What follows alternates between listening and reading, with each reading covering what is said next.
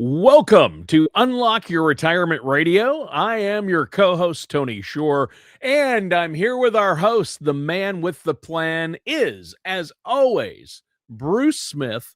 Bruce, great to be here with you once again. Love doing the show with you each week. And you're looking bright, chipper, happy. I had to drink 30 or 40 cups of coffee this morning just to prepare to try to keep up with you. I in all hopes to even attempt it. I have to caffeinate myself heavily each week just to keep up with you, buddy. Well, it is what it is. Speed of the leader, speed of the team, Name of the Well, game. you know what? You're the president of the Wealth Care Investment Center and the leader of the Elite Wealth Advisory Team. And I know there's a lot happening right now, Bruce, obviously, in the world. It's making retirees out there nervous, obviously. I mean, geopolitical tensions rising again in the Middle East. Oil prices have been ranging between 90 and then above 100 and back down and back again. And when people hear all of this or see the gas prices going up, everybody asks the same question, right? And I know you get this from people calling in, listeners and viewers. What does this really mean for my retirement, right? Yeah. It's funny, as you were saying about oil prices, barrel prices going up and down, up and down. Of course, you and I would use the term, like a yo-yo. Like a And yo-yo. all of a sudden it hit me. It's like if I said yo-yo to my grandkids, they probably have no idea what I'm talking about. Nope. So Nope. we need to bring back the yo-yo. Oh, I Slinkies think and so yo- too. Slinkies and yo-yos, but no jacks and balls. Those, you step on those jacks, they hurt. So. Oh, jacks. No, that's old school. Yo-yos. I want to bring back the Duncan butterfly yo-yo, and I can do some tricks. I can do around the world and walk the dog with a yo-yo. I mean, I was really into yo-yos at one point in time. I mean, I had the yo-yo string wax, extra string, like three different There you go. yo-yos. Yeah. Wow. Yeah. I had a friend. My God, if he's out there listening, give us a call on the show line. So this is one of those things that and it does have kind of relation to the whole thing we're talking about. But so I spent 3 summers at college when I was in high school, and we had this one kid, Donnie Lee Rhodess. Donnie, he was the guy that had like the short jean shorts. If he was not in class, he always had his shirt off. And this guy had, I kid you not, he had every possible version of the Frisbee. He had the black Olympic, specific weight, black with gold Frisbee, and every time you saw Donnie, he's like, want to throw Frisbee? Want to throw Frisbee? Want to throw Frisbee? Want to throw Frisbee? Now, of all the people I mean, what's Donnie destined to be? Donnie is destined to be a beach bum somewhere throwing a Frisbee on a beach. And there's nothing wrong with that. I kind of think that's cool, right? So many years later, so I was in the Navy, and St. Francis. Now it's St. Francis University, but St. Francis College, where I spent my summers. They called and they were having kind of an alumni thing for the new kids, and they're like, "Would you come speak?" And I said, "Yeah, sure." So I show up in uniform and I'm talking about nuclear power, whatever. But as we're arriving, this black limousine, God is my witness, no joke, pulls up. And this guy gets out in like an Armani suit, and he's got this beautiful blonde on his arm. And I'm like, and all of a sudden I go, Donnie? And he goes, Bruce, my man, how you doing? And I'm like, I'm great, So, and we didn't get a chance to really talk a lot. So he did his talk, which I was just absolutely magnetically engrossed in this discussion. And afterwards we went out together and talked. And it turns out that Donnie became the world expert, and he was the top exposition guy for the Whammo Corporation. No way. And it gets better. The girl was actually an Olympic skater that he married, and they put a gig together. He was doing Vegas. with Wow. a Frisbee. Look him up online, Donnie Lee Rhodess. Look up his life story. Wow. I mean, it's just all we're talking about. I'm going to be in the naval. I'm going to be a nuclear engineer. I'm going to be a mathematician. I'm going to be a school teacher. All of us had these careers that we were talking about, and Donnie's like, hey, I used to be out here between the buildings throwing Frisbee, and everybody probably said I'd never amount to anything. Well, here I am in my Armani suit with my beautiful Olympic skater wife, and I'm doing Vegas. So, yeah. Yep. That's Yep. awesome. Wow. True story, That is and crazy. so I kind of as a lead into the show today because people don't realize that, what you see and what all the inner workings really look like are two different things. What I saw was Beach Bum Donnie, and what I ended up seeing once I got to know everything was like, wow, here's a person who really was focused on one thing, and he became literally the world's expert on it. I mean, he certainly picked a niche that none of us thought about, So, I mean, he wasn't, doing the 3-minute mile or anything like that, but he really carved out a cool thing. So, it's so today's show, which is a very interesting title, and don't be scared by the title. It says it's the $2.6 million retirement mistake that most retirees never see. And I think a lot of listeners are kind of going right now, well, I'm never going to see a $2.6 million retirement mistake. You might be surprised because I'll give you one little tidbit that leads into this. The person we're talking about at age 60, him and his wife together had just shy of $1 million in their retirement account. And we built their planning for them, running their plan with what they were doing now, and then basically what is an elite wealth strategy optimized plan look like. And it was about $2.6 million different, but not for the differences that you think it's going to be. So we're going to talk about that today. Wow. That's awesome. And by the way, I just pulled up Donnie Lee Rhodess, and he is considered the freestyle Frisbee legend. Performed he was in the 1979 World Frisbee Freestyle Championship, the Rose Bowl Finals. I believe he won, but he's one of the championship players in freestyle Frisbee. He helped develop it. He's considered one of the best in the world. That's amazing that you knew him and grew up with him, and he was always trying to get you to throw the Frisbee. Oh, I mean, him and I he turned a career. Frisbee, he actually turned his passion into a career. Now, those stories are great. We love to hear them because that doesn't always happen. But knowing it can, and he probably worked. I mean, he spent every minute of every day. I mean, when you went in his room, in his dorm room, I mean, other people had pictures of famous people or their hobby. He had, like, for his thing for hanging pictures, he had at least 25 or 30 different Frisbees, different weights, colors, glow in the dark Frisbees. He had, he would throw at night. We go out at night and throw Frisbee, the glow in the dark. Yeah. Yeah. So my son going Frisbee. I haven't heard that in 50 years.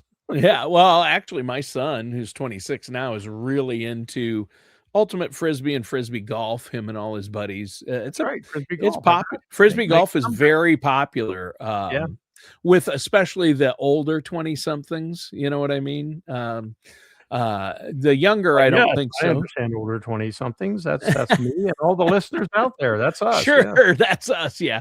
That's our kids or grandkids is what that is. But Bruce, you're right. I mean, talking about retirement mistakes. I mean, the name of the show got me, first of all, the $2.6 million retirement mistake.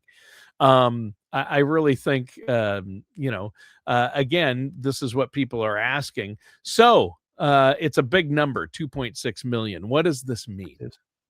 Well, the thing that people have to realize is, when you look at, first of all, when you look at a retirement plan, it's not about the here and now. I mean, last week we talked about wealth leakage, and that's going to certainly come into the conversation. But most people, and we've said this many times, and this because you've been in the space for a long time, is people will spend more time planning their family vacation than planning their retirement. Yeah. And I fault the financial industry a little bit in that, they're very big at embracing the idea of the here and the now, like the quick buck. Okay, hey, we got a product solution for you. We'll solve that, and that limited amount of time that people spend on retirement planning, on in-depth planning, on coordinated planning, which we said last week on the show, less than 1 in 10 retired Americans have ever seen a coordinated retirement plan. And by that, what we mean is, you probably have an investment portfolio somewhere. You probably have a tax person doing your taxes every year. You have a maybe an attorney that has done your will and trust and that kind of stuff one time, and you have that somewhere gathering dust. And then you maybe have an insurance salesperson that has sold you life insurance or long-term care or an Sure. annuity or something. But none of them talk. And interestingly, none of what they're doing comes together in one cohesive strategy, one cohesive structure. And that's the key is what's the structure in your retirement. So when you take whatever that structure is and understanding it, understanding the pitfalls, the ups, the downs, the range of opportunities, and you project that 30 years. Okay. So 30 years, do the math. If it was $3 million, okay, in 30 years, we're talking about $100,000 a year. It takes that big number and it brings it down to a much smaller number. Now, does that mean you're paying, $100,000 a year, for this mistake? No, it starts out very small. Like in the case that we looked at, in the first year, the difference between our strategy and their strategy was $15,000. Yeah, Sure. it's on $1 million, it's not really noticeable. It's nothing. Sure. And then, you go out 15 years and all of a Mm. sudden now it's about $900,000. And you're like, well, wait a minute, how is that possible? That's Well, real money. That's real money even to you, Bruce. it even to me. So, but what you have is it's the leakages in the area of taxation. It's the sequence of return risk we've talked about. It's all these little pieces, all these little cracks in the reservoir, if you will, that are leaking water out, and the level is going down just microscopically, and that's one of the analogies we talked about recently. We did a live webinar, and we said, imagine a reservoir that had 1 million gallons of water, and it had a little crack here and a little leak there and a little pipe over there that's got a drip. It doesn't seem significant, and every day, the level's going down, 1/100th of an inch, but every 100 days, that's an inch over an entire reservoir. And people are like, Bruce, I never thought about that. So understanding that and projecting it out 30 years, you have compounding happening, but you have it happening in the wrong direction. So it's the compounding of wealth leakage over that time period. And if you're fortunate enough to retire at 60 and live to 90, we're living longer, that leakage for $1 million portfolio is very real unless you have a coordinated plan. Yeah. And that's where you come in, and you have to have a coordinated plan. You need to know going in. You don't want to make costly mistakes. And nowadays, there are a lot of people retiring, Bruce, with $1, $2, $3, $4, $5, $10 million saved for retirement. And you don't want to. Some of it's got to be for legacy. Probably you want to do things for your children or grandchildren, or leave a legacy through a charity or your church.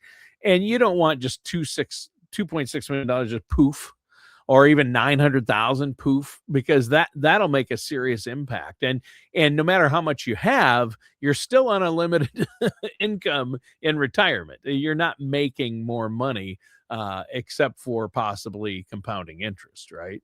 Right. I mean, it's about efficiency. And I want to Yeah. be crystal clear for the listener, is that, first of all, this is not a question of bad investments. This is not a question of incompetence by any financial people. Right. What we're talking about is when you look at that plan, and if somebody gave you a plan and you said, I have $1 million today, Mhm. and at age 90, I'm going to have $3 million. after I take my income, pay my taxes, do my RMDs, do all of these things, I'm projected to have $3 million. Now, if you think real hard, $3 million today buys you what versus what it bought you 30 years ago? Okay, so we do have Yeah. inflation, right? So, but and that very well be the plan that you have right now, and you're kind of going, Bruce, I'm good. Why would I even need to look at this thing? You know, because if you looked at it and said side by side and had a comparison, this is a coordinated strategy. We're no longer siloing that information. We're looking at the legacy. We're looking at the legacy tax cost. We're developing actually an advanced forward-looking tax strategy to minimize what goes to Uncle Sam during your lifetime and after you're gone. We want to minimize what happens in the event of a death and a surviving spouse. We want to have a plan that has an income stream, not just at the current rate, but we have a goal of every 2 years raising that amount of income. Right. So Because, look at healthcare costs. They've gone up exponentially since my parents have retired and needed money in retirement. I think healthcare costs have probably gone up 50% or if not 100%. And the quality's gone down. To be Yeah, blunt. well, and in many cases, in many Yeah. ways, the quality has definitely gone Yeah, down. I mean, so it costs more, you get less, it's kind of like opening a bag of potato chips today. Have you bought a bag of potato chips lately? I mean, first of all, I can't believe the price of a bag of potato chips. And you open it up and there's like 6 chips laying in the bottom of the bag. The rest is air. It's like, so they didn't necessarily raise the price, they Yes. just lowered the volume, Yes, exactly. So the key to this is if instead of that $3 million, if you were able to see a plan side by side and see it's $5.2 million as an example, you say, wait a second, I was okay with a drippy faucet, but if I've got that kind of leakage, is that if you're looking to maximize the value that you get from the nest egg that you've worked so hard to accumulate and save and manage and be diligent about over your working years, that's not everybody. Most people, majority of people are like, hey, if I'm going to be positive from what I got today, I'll have more money. Okay, great. Let the kids deal with it. Don't care. But if you're saying, look, I worked hard for this money and I would like to know if there is a smarter, better strategy with reduced risk, with reduced taxes, with wealth maximization for my heirs and my surviving spouse. If you're that person, then that's where the coordinated planning that we do, which less than 1 in 10 retirees have the opportunity to see. And we're not mass marketing this and trying to pick up 500 clients a week. In reality, we like to see somewhere in the neighborhood of 8 to 12 plans a month. That's it. It's something that, and there's lots of people we don't work with. Sure. We have people that are micromanagers or people that, want us to do what Forbes magazine said to do, or, hey, can I have this money just at Vanguard and you guys give me an update once a quarter? We don't have the time. We're managing what we can for the people who want this type of planning and want that level of ongoing management. You're an elite wealth advisor, and you have these plans and systems that that really take into account changes that happen, and you look at people's big picture, and it isn't cookie cutter. It's very unique. And so I think it's worth it for people to, have a strategy session so they can look at, okay, here's what I need to look at.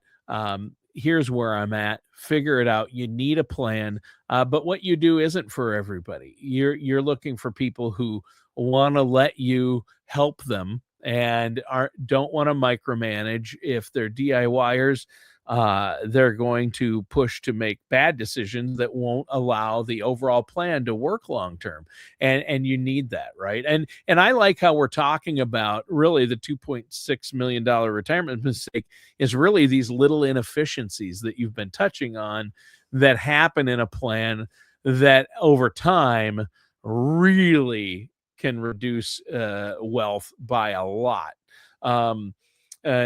Small inefficiencies, and they can turn into big ones, but they really make a difference over time. You're saying these small inefficiencies like tax inefficiencies, other things over their retirement could cost them $2.6 million is what you're saying. Yeah. I mean, and there's three primary culprits. Okay. And actually, this is the first we're mentioning this anywhere. So if you're listening to the show, you'll be the first to know this. So first of all, I want to thank all of the listeners out there that have purchased my original #1 best-selling book on Amazon, Create Wealth, Retain Wealth. We have had a number of clients that have said, "Hey, when are you going to write another book?" Well, you That did. one took 8 years, and it was a long time coming. Of course, technologies have evolved and things are a little smoother these days, Sure. but we have been working on something kind of in the background and we're very excited about. So there is a new book coming. It is called Retain Your Wealth. A new framework for retirement planning, and basically we call it the Retirement Engineering Playbook. So Hmm, nice. basically it's talking about, risk engineering, the combination, the coordinated effort of an engineering structure, engineering application of the structure for your finances, which involves risk engineering, tax engineering, legacy engineering, and income engineering under in one enclosed functioning strategy machine. But the things that we're overcoming is the wealth leakage that we've talked about, the fragmentation of advice that people get by having, over here's a tax person, over there's an attorney, over here's an investment person, over here's an insurance agent, and they certainly never work together cohesively. You can have where one strategy works against the other. We just had a major estate issue for a client who placed their investments with us, and they did not want us to look at their estate planning. They said, "Oh no, I'm really good. I'm taken care of there. I don't want to even bring that into the conversation." And of course, the person passed, and the wife, who's a second wife, um, came in to see us, and we're going over everything that we had set up, all the proper beneficiary chains. And she said, "We got a problem. We have this other account out here, and it's got 6 figures in it. Um, it says it's going to his first wife." Hmm. It's like, Oh, no. well, we Oh, weren't aware of. We didn't even know the account existed. It was one because there was some closeting of yeah. information, Oh, sure. and it's like, yeah, we need to Yeah, do that. accounts even get forgotten about, even big ones by some So people, that, and so that's what yeah.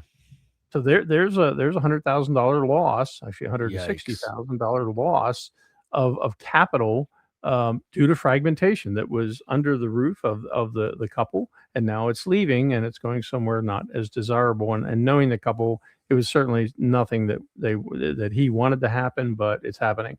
And then the next one is fragility. It's how fragile is your retirement plan. And today, and we're not trying to be emotional, we're not trying to have knee-jerk reactions, but, and I've said this for, my God, I've said this for 2 decades.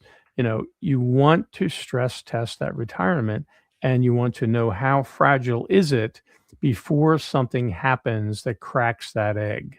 Right. And, so everything is happening in world affairs, the geopolitical things, the whole idea of everything that's going on. I mean, the world has changed and it's changing every day.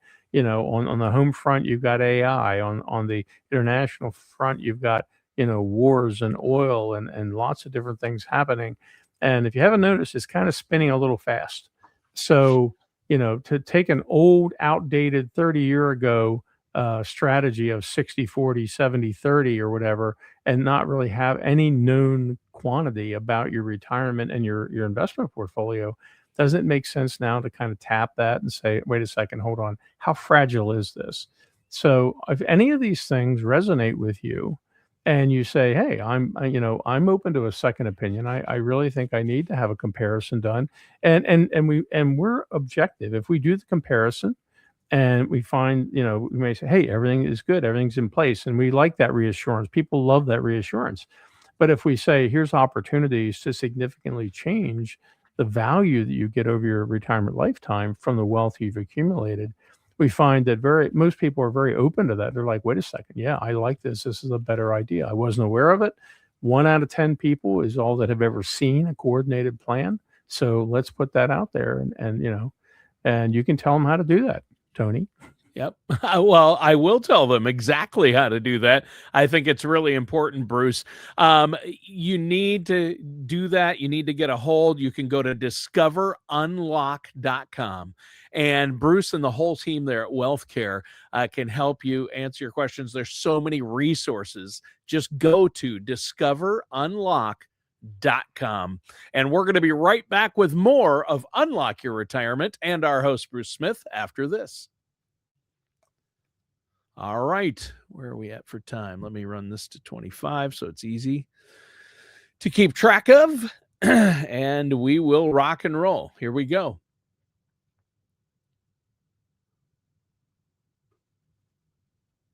Welcome back to Unlock Your Retirement. I'm your co-host, Tony Shore. I'm here with our host, Bruce Smith. And Bruce, great show so far today.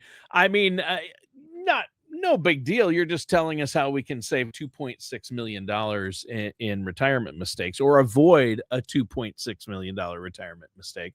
Now, that's going to vary per person and your situation, but people do make a lot of costly mistakes that may not seem costly at the time, but boy, can they add up. And you talked about a number of things, these inefficiencies. I know we've touched on them before, but there are tax inefficiencies, there are withdrawal inefficiencies, and you mentioned a big one, inflation. And Bruce, help me out here. Maybe you can help me.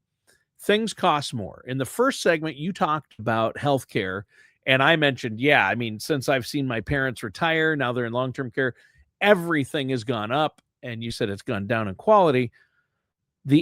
Everything is going to cost more. I mean, even gas, if you look at the last, 100 years or since we've used gasoline, I remember, as a kid, there were 99 cents a gallon. We're not going to see 99 cents a gallon, even though people say no, gas goes down. Whoa. Stop the presses. Wait a minute. As a kid, 99 cents? Are you serious? Yeah. I remember 29 cents.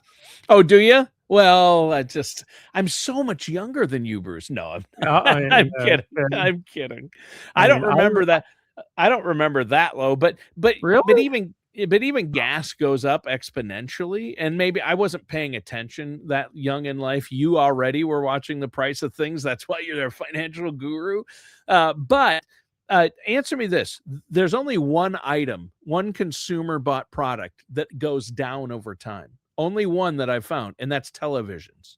Why do TVs cost less? And why are they the only thing that doesn't go up in price? Can you tell me that? I don't know. I honestly would love to know. Well, there's several reasons. I mean, number one, and of course, he has to hit a topic that I'm like ridiculously embroiled in. I know you are. Yeah. That's why I asked you. Yeah, and I don't mean to get us off topic, but really quick in a nutshell, we actually did a live seminar 2 months ago, and I had a gentleman in the audience come up after the seminar and start to grill me on the projector I was using, because he said, I've been to a lot of these presentations and I've never seen one that was that clear that I could see from the back of the room. What is it you're projecting with? And we're talking technicals on a 5,000 lumen projector. And, now it probably costs 10 times as much as what most guys are using, but I love video stuff.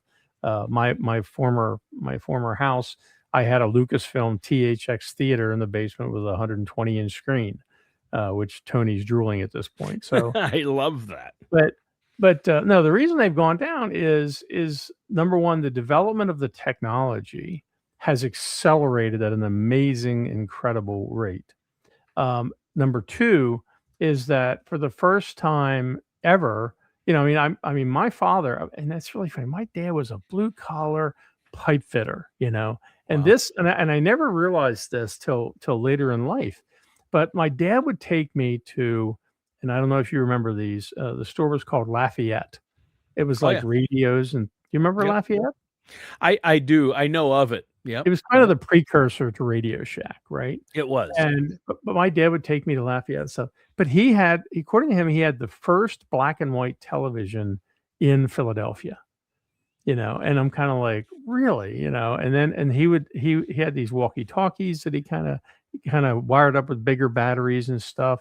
And then I got into ham radio and I was doing that kind of stuff.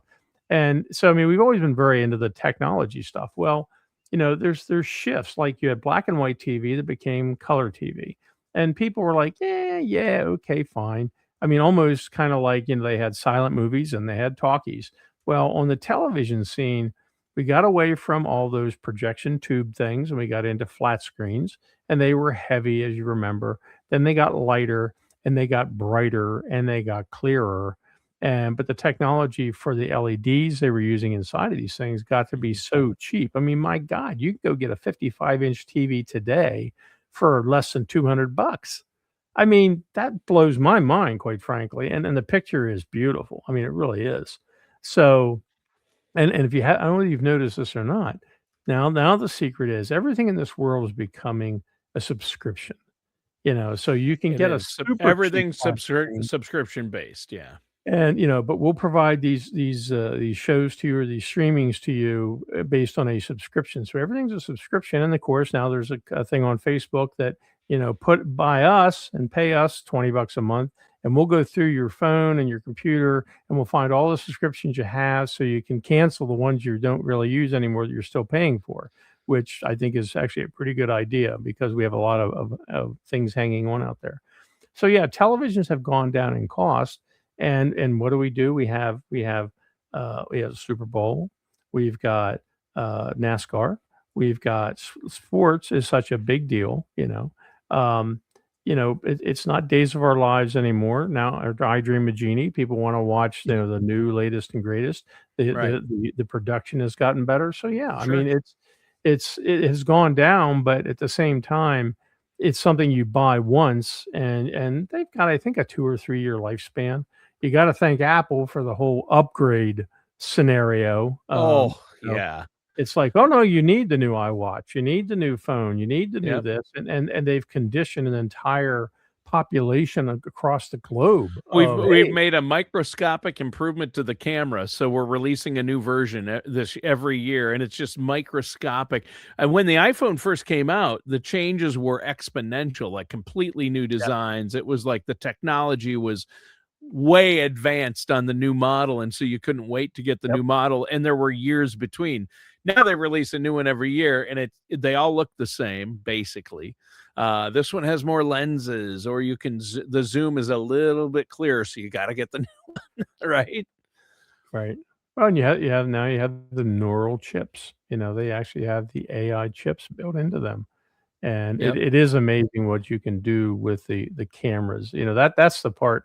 I was big in photography, and by the time you bought your bodies and your lenses and your filters and your flash adapters and all these things, I mean, you tie up a small fortune, and you've gotta have a room to store it in.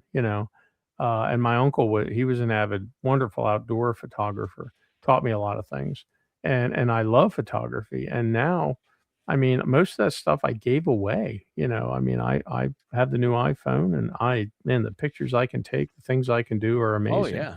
Yeah. And that's a big thing. You want your Yeah, they got retirement you. to be more than They money. Right, right, exactly. But again, back to our topic, you don't want to make costly mistakes either. And what you say, you have a saying, the coordinated wealth effect. What is that? What do you mean by that? It's I mean, we talk about, like, whenever if you tell somebody about a $2.6 million lifetime loss, Right. or fail to realize that Right. benefit in their lifetime, that's kind of a bell ringer. Bing, bing, bing. Wait a minute, I want to pay attention to this. And the one thing that you hear a lot in seminars and webinars and YouTube videos and stuff is people keep talking about, you know, retirement failure, your retirement plan failing. And the reality is, have I seen retirement failures in 40 years of doing this? Yes, I have. The reality is it going to fail? It's not going to fail probably for two reasons. One is that if in fact your nest egg is dwindling because of these leakages we've talked about, or fragmentation errors, or fragility issues, or the Sure. market, or what have you, you'll adjust your lifestyle accordingly. The second thing is there's kind of an automatic adjustment, which is as we get older, we're unable to do as much as we used to do. So our spending curve goes down a little bit. That kind of helps to conserve it. Have I seen people fail? Yeah, I've seen people deplete their nest egg and end up living on Social Security. It doesn't happen a lot, but we've seen it. And that's typically because they failed because they weren't planning on a lot of unforeseen expenses that in many cases were their own doing. They weren't necessities, but they were their own doing. But here's the thing, most retirement plans don't fail, but they simply fail to maximize the lifetime value of the wealth that you've worked a lifetime to build. So when we talk about, coordinated wealth, what we're talking about is not just having an investment portfolio and looking at an investment portfolio. It's having a coordinated structure, a coordinated examination, if you will, a forensic examination of what you're doing, and many times looking at things you've never even considered, let alone looked at. Right. So if we say, all right, and because they all interface, they all work together, they all affect each other. Income is affected by taxes, is affected by portfolio performance. Legacy planning is affected by all of them. How much you spend in your lifetime, how much you need for unforeseen circumstances. What are the tax implications? How much is going to Uncle Sam? How much to the wife or the kids?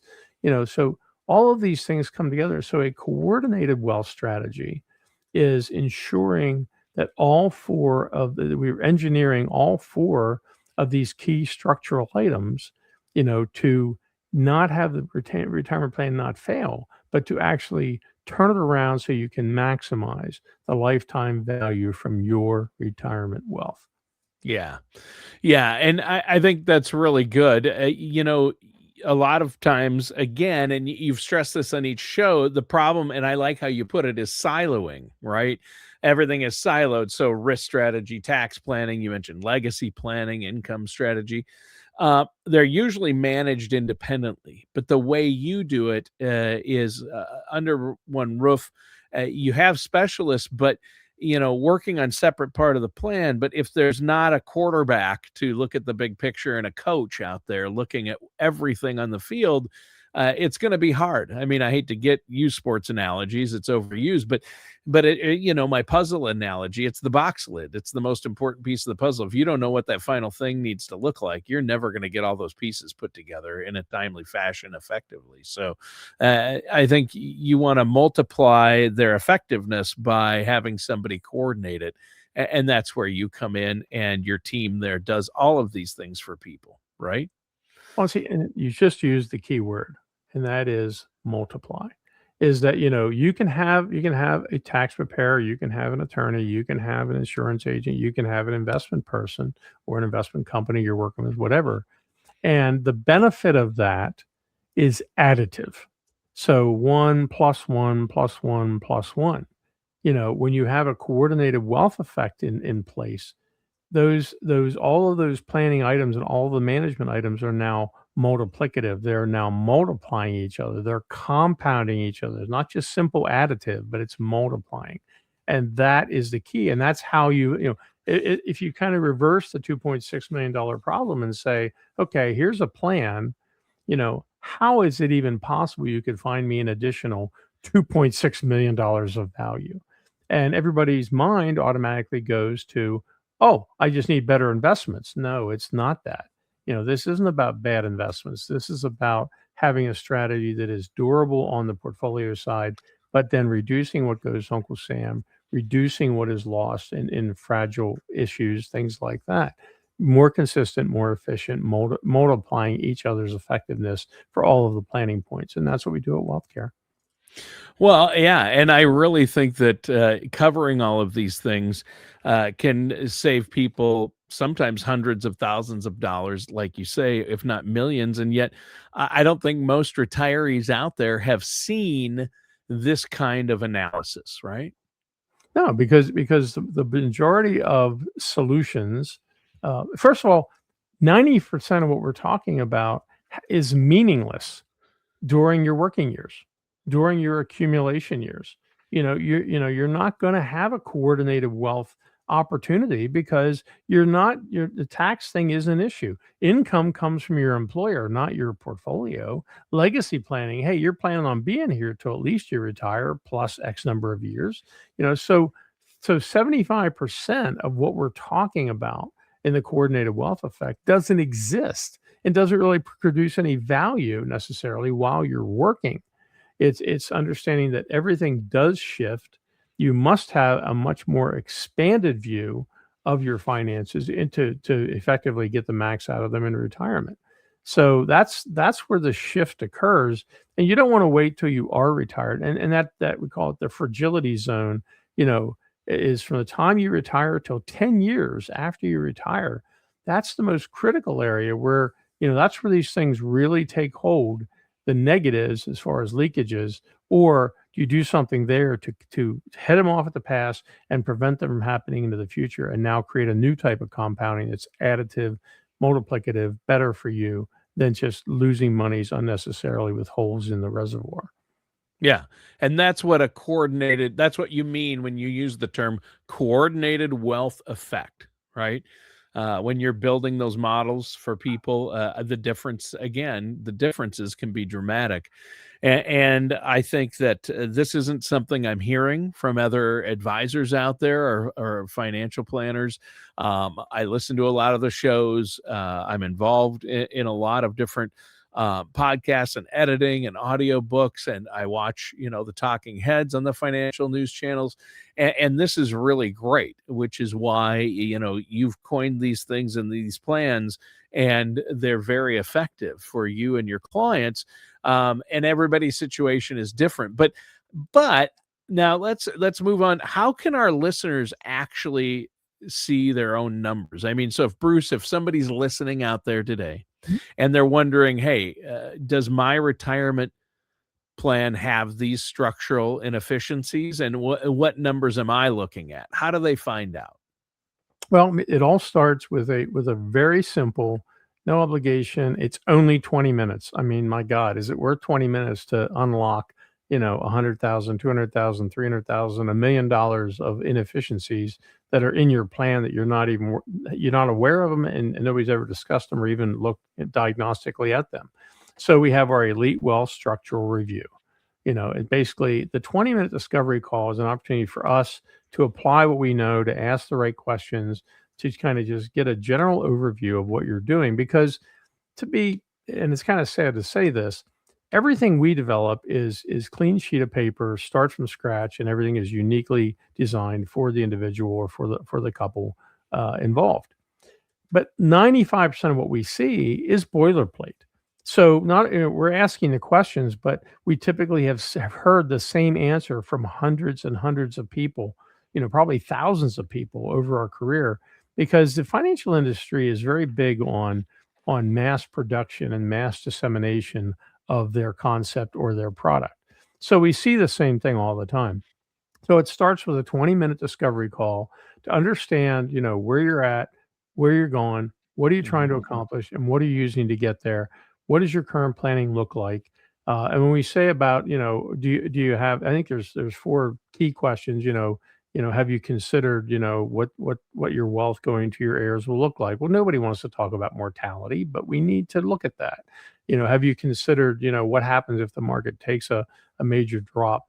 Because we've had, I mean, make no mistake, investments have done great for the last 5 or even 10 years, so people are numb. They're kind of like, yeah, I'm good. And now the industry is great at playing, oh, don't worry, it'll come back. Don't worry, it'll come back. Don't worry, it'll come back. Trust me, if you don't lose it in the first place, your portfolio is going to be a lot stronger.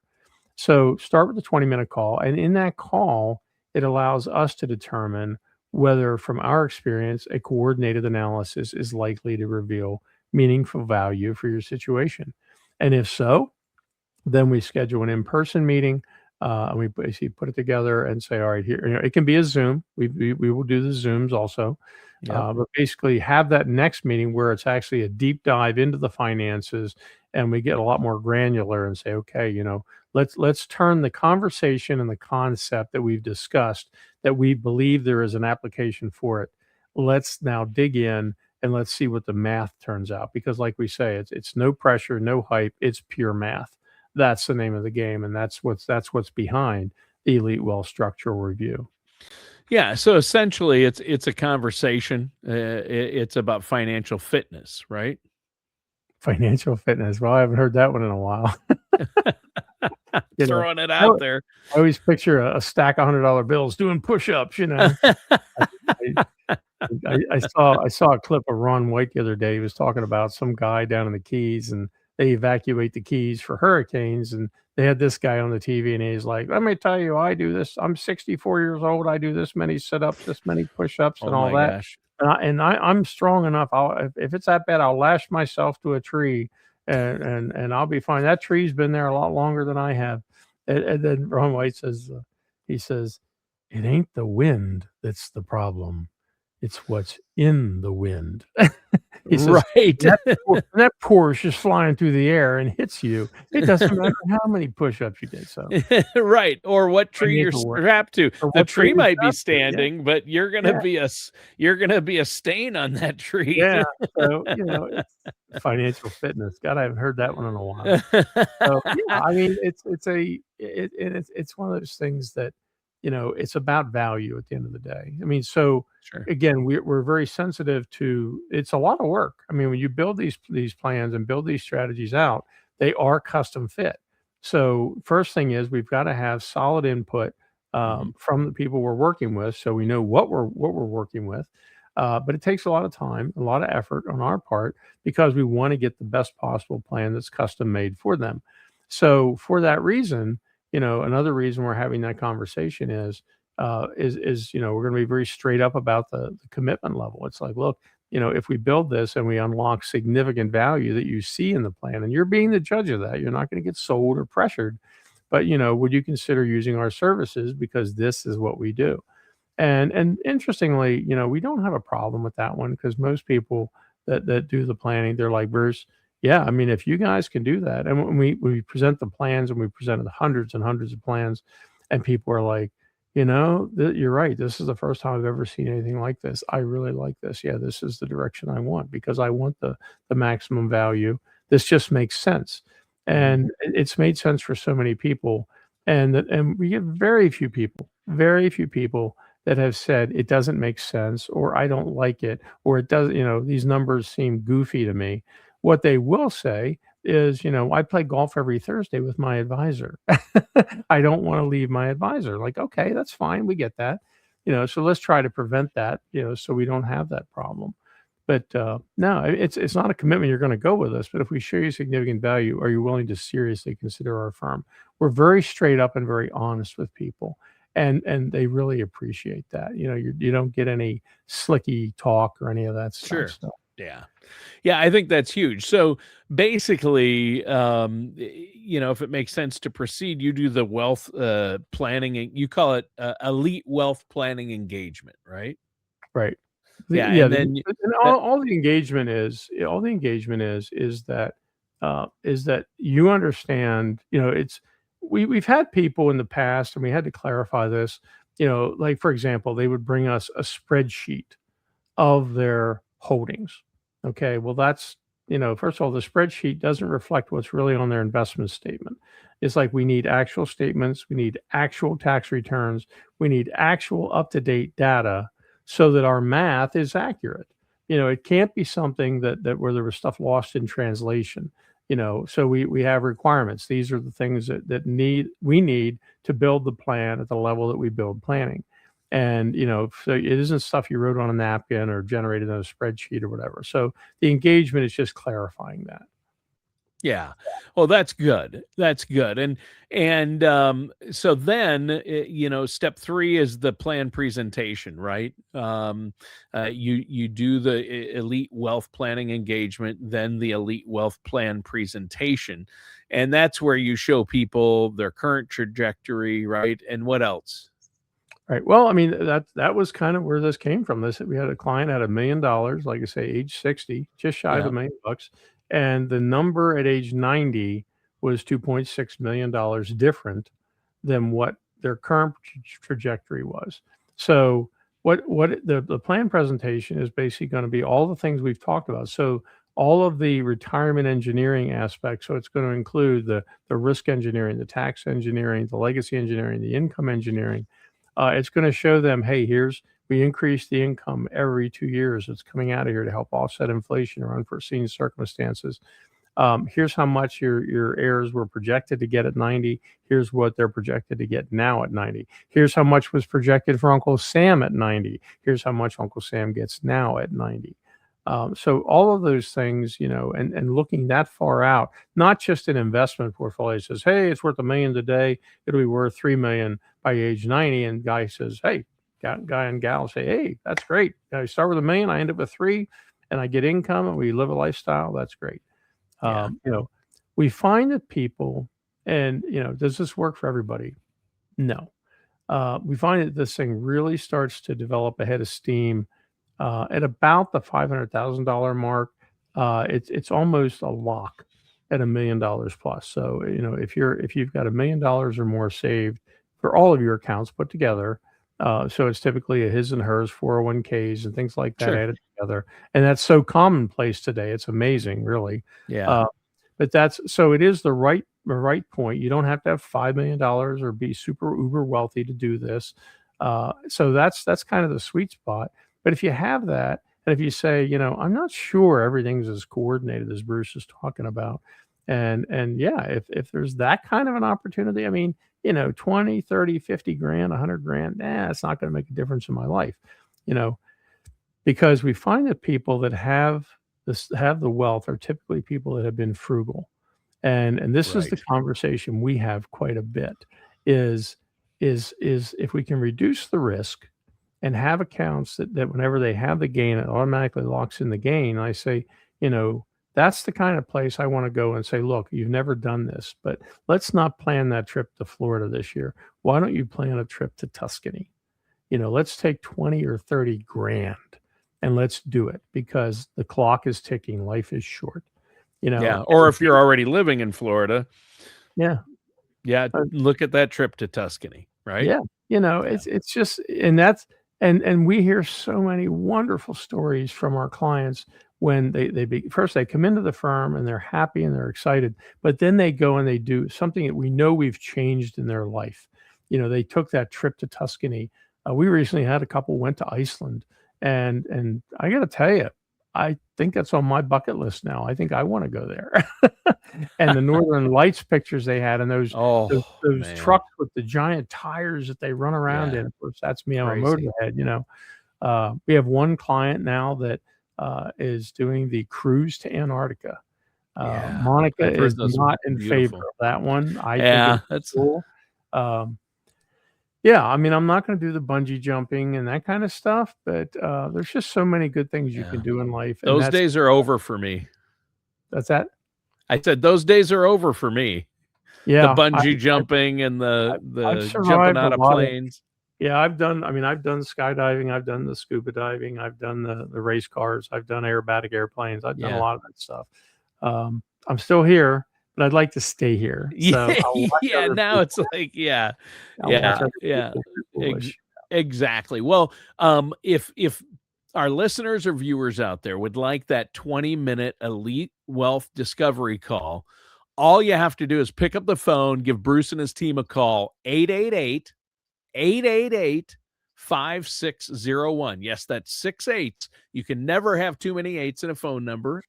Bruce will tell you that. It's 888-5601. Or, as always, go to the website. Great resources there.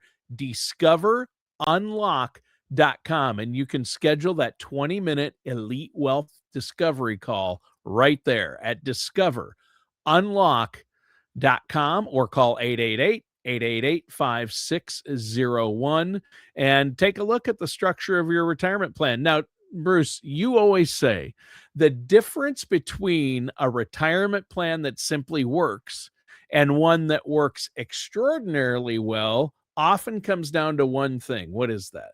Structure.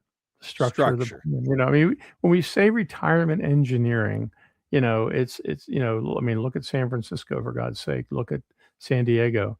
I mean, all those buildings in California, there's so many things you don't see, but how they're designed to survive an earthquake. It's a much higher level of engineering than we will use elsewhere. A building in Des Moines is not built like a building in San Francisco. So it comes down to structure. And that's and it's not built like houses are now being built in Florida to weather hurricanes. So it does vary. Now, Bruce, we're out of time for today's show, but a lot of great information. Next week, the 4 hidden retirement killers is what you want to talk about. Can't wait to hear about that. Listeners and viewers, thanks for tuning in. That does it for today's episode of Unlock Your Retirement with our host, Bruce Smith. Have a great week, everybody.